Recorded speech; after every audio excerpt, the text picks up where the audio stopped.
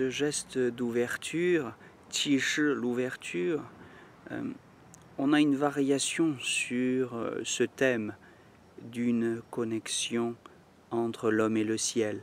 Tian Ren He Yi. Tien c'est le ciel, Ren c'est l'homme, He c'est réunir et Yi c'est l'unité en chinois. Ce grand principe philosophique, tout le vol du phénix en est, je dirais pas simplement l'illustration comme ça élégante et esthétique, mais un effort de mise en œuvre, de mise en pratique, d'expérimentation. Donc,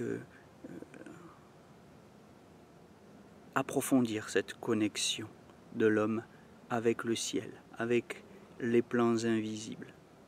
Alors, ça passe par ce premier geste, maintenant. Les bras sont le long du corps, les doigts s'enfoncent dans la terre et font monter en levant les bras par les côtés, au-dessus de l'épaule, puis au-dessus de la tête, comme pour rejoindre le ciel, les doigts tendus vers le ciel. Donc on relie la terre au ciel.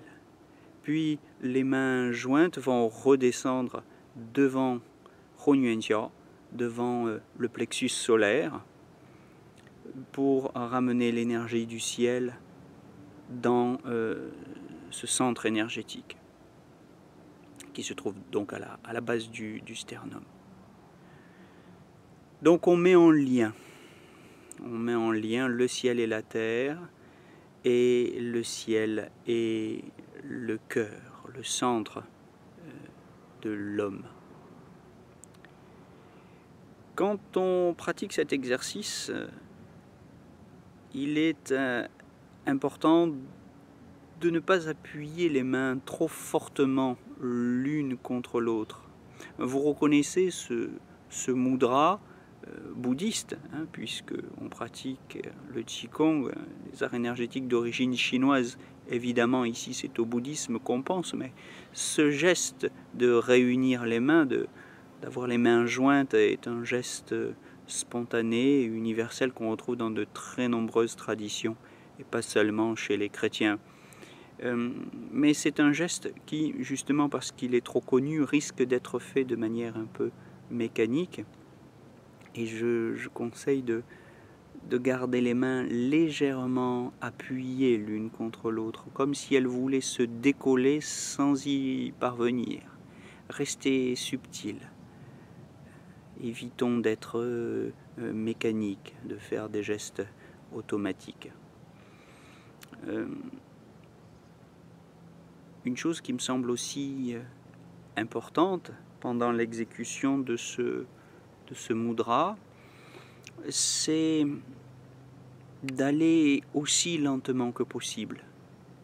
Ici, je vous présente dans la vidéo une version accélérée des gestes, pour qu'on en voit la forme en un coup d'œil assez bref. Mais quand on pratique vraiment pour soi-même et dans le but d'établir la connexion avec le ciel, comme disent les Chinois, eh bien là, il est important d'aller doucement. Ce geste, si on le fait une fois, on peut le faire en 10 ou 15 minutes, vraiment très lentement. Alors il va se passer tout autre chose, bien sûr, parce que on sera en contraction quasi isométrique, et au bout d'un moment, ça peut tirer un peu dans les épaules.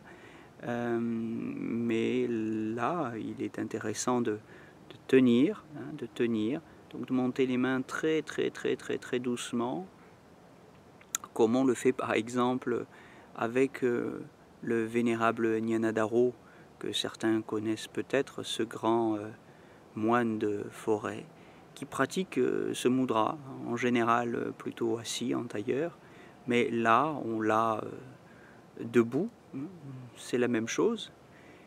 Il faut l'exécuter pour avoir une pratique interne, j'entends, pas seulement quand on le fait en démonstration ou en compétition ou en cours pour expliquer le geste aux élèves.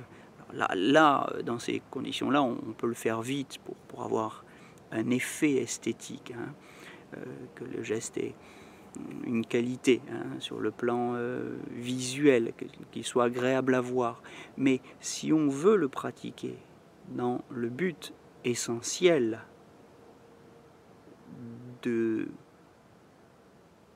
d'établir la connexion avec le ciel, d'établir cette connexion avec le champ d'énergie universel, eh bien, il faut l'exécuter aussi lentement que possible. Voilà. Donc je donne ces consignes parce que, évidemment, c'est quelque chose qu'on ne peut pas inventer ou qu'on ne peut pas déduire de la simple visualisation de l'enchaînement tel que vous me l'avez vu pratiquer en démonstration ou sur la vidéo que vous avez sur YouTube.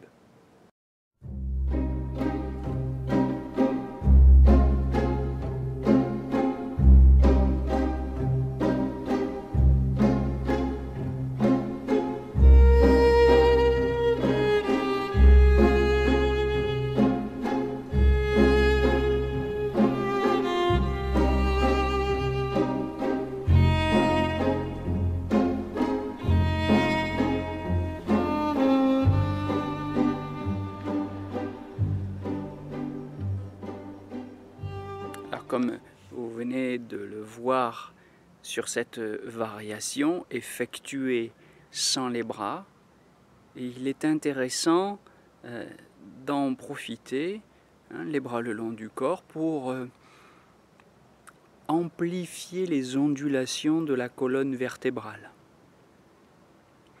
On peut pratiquer de cette manière pendant un quart d'heure, 20 minutes, 40 minutes, de manière à faire circuler l'énergie dans le Zhenmai et le Tumai. C'est la pratique debout du Xiao Zhao Tian, la petite circulation céleste ou la circulation micro-céleste. C'est une pratique de base absolument fondamentale dans l'alchimie taoïste. Il faut faire circuler l'énergie dans le Zhenmai et le Tumai, donc dans ces deux merveilleux vaisseaux, comme on les appelle en médecine chinoise, qui sont des réservoirs et des régulateurs essentiels des énergies yin et des énergies yang. Donc je vous renvoie à votre précis d'acupuncture chinoise, aux éditions d'Angle ou à tout autre manuel de médecine traditionnelle chinoise dans lesquels vous allez pouvoir visualiser précisément où se situent ces canaux d'énergie. Mais enfin, pour le dire simplement et brièvement, le Zhenmai, c'est la ligne médiane antérieure du corps et le Zhenmai, c'est la ligne médiane postérieure du corps qui part en dessous du sacrum et qui remonte jusque sous le nez en passant par le sommet du crâne. Donc ce sont deux méridiens absolument essentiels qui fournissent au corps de l'énergie quand il en manque, qui dérivent cette énergie quand elle est en excès. Donc ce sont deux régulateurs absolument essentiels et on peut les stimuler par des ondulations en boucle exécutées de la manière que vous venez de voir. Voilà. C'est très agréable. On peut faire ça avec une petite musique douce et on pose ainsi, comme disent les taoïstes, les fondations de toute pratique alchimique. Je vous souhaite une bonne pratique.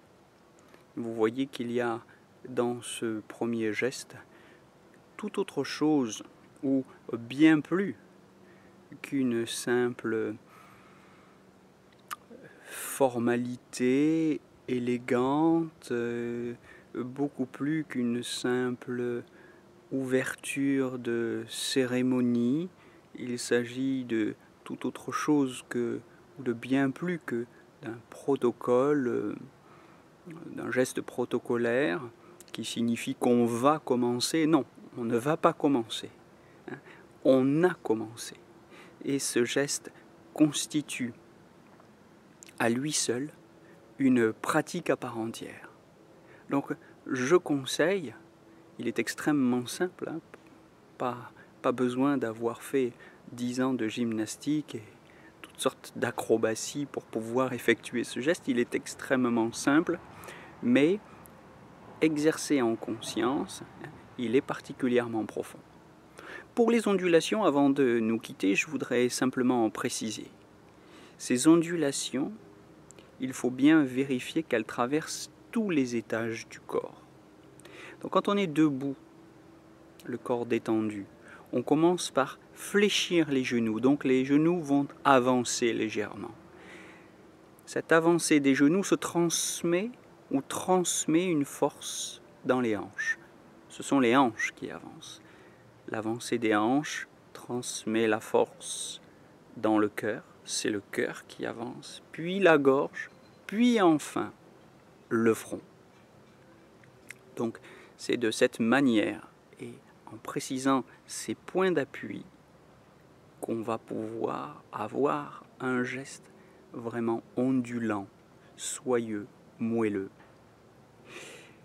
Je répète, genoux, hanches, cœur, gorge, front. Et une fois qu'on est arrivé en haut, on ne repart pas directement des genoux. On ne redescend pas non plus étage par étage. Quand on est arrivé au front, l'intention passe dans le coccyx, qui s'approfondit, qui descend et qui recule un petit peu avant de repasser dans les genoux. Donc il y a une transition un petit peu délicate. Il faut s'y entraîner, évidemment, c'est plus simple sous la direction d'un pratiquant averti ou d'un enseignant qui pourra vous faire voir précisément à quel endroit vous butez, vous bloquez, quelle étape vous sautez, parce que si vous sautez une étape dans cette ondulation, eh bien votre geste va redevenir mécanique et un peu raide. Donc, je répète les étapes au niveau de la conscience, du positionnement de l'intention, genoux, hanches, cœur, gorge, front, coccyx. Genoux, hanches, cœur, gorge, front, coccyx, genoux, etc.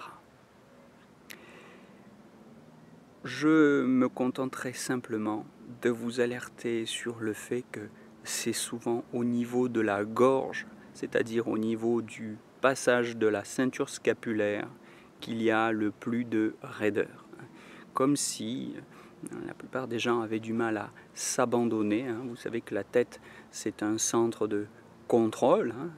On y place souvent notre volonté, c'est aussi le siège de notre identité, c'est un lieu sur lequel nous avons du mal à céder. Et là, dans ce passage du buste à la tête, c'est-à-dire au niveau de la ceinture scapulaire, il y a souvent des blocages. Donc, soyez-y attentifs et n'hésitez pas à pratiquer ce geste isolément, sans essayer de faire absolument tous les gestes de l'enchaînement que vous connaissez, que vous avez vus sur YouTube. Je vous conseille de le pratiquer isolément pour, je le répète, comme disent les taoïstes, poser les fondations.